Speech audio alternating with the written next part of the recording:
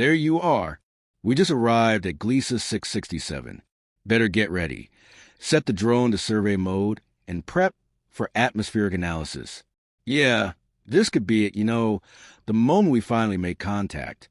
Music, I know. It would undoubtedly be humanity's greatest discovery, finding evidence of intelligent life beyond our world. Imagine civilizations out there, perhaps millions of years ahead of us, with technology we can barely conceive, waiting silently in the depths of space.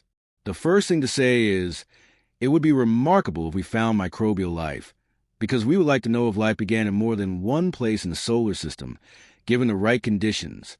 And I've spoken to a few colleagues who work on the Europa Clipper mission at JPL.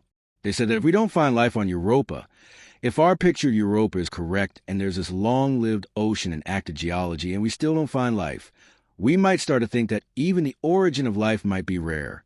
But you're right to say that when we talk about aliens, if we use that word, then people are really asking, is there anything out there that we can talk to? Right? Is there something like us out there? That's a whole other question.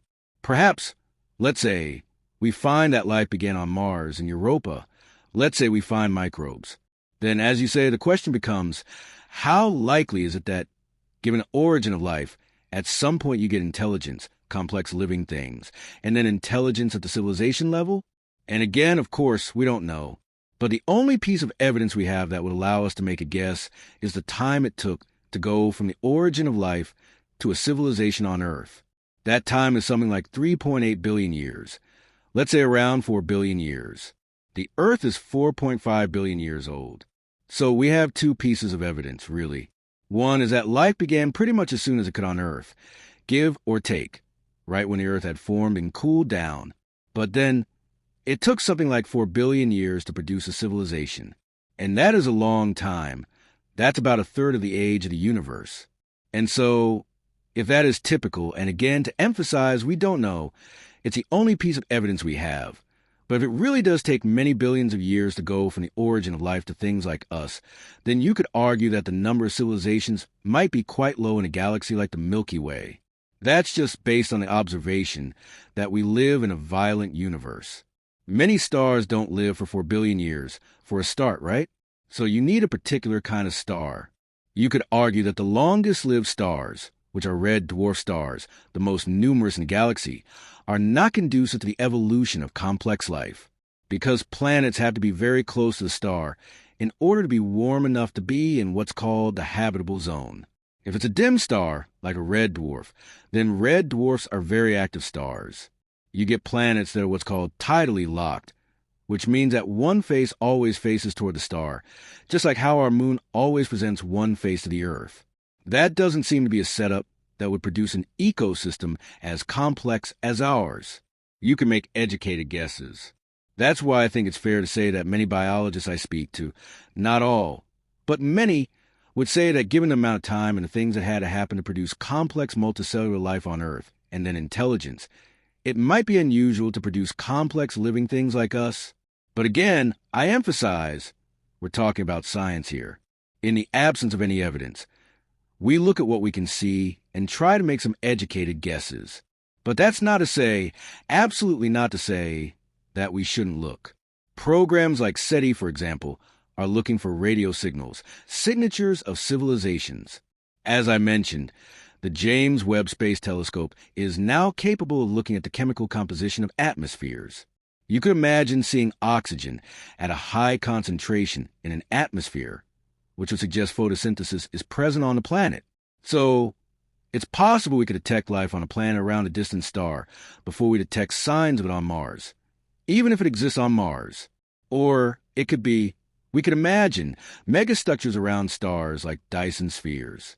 Incredibly advanced civilizations could build such large objects in space that we could detect them. And so we do. It's a legitimate part of astronomy to look for those signals. But I should mention, we haven't seen any as yet. Found another artifact. Echo-scan the terrain and pinpoint its origins. Music. When we imagine intelligent alien life, we usually think of living beings, organisms somewhat similar to us, shaped by evolution and biology. But what if advanced civilizations have moved beyond their biological origins entirely? After thousands or even millions of years of technological advancement, perhaps they've chosen to exist in a digital form, uploading their consciousness to machines, existing permanently as a machine-based intelligence. Such beings wouldn't age or tire and could easily endure interstellar journeys impossible for biological life.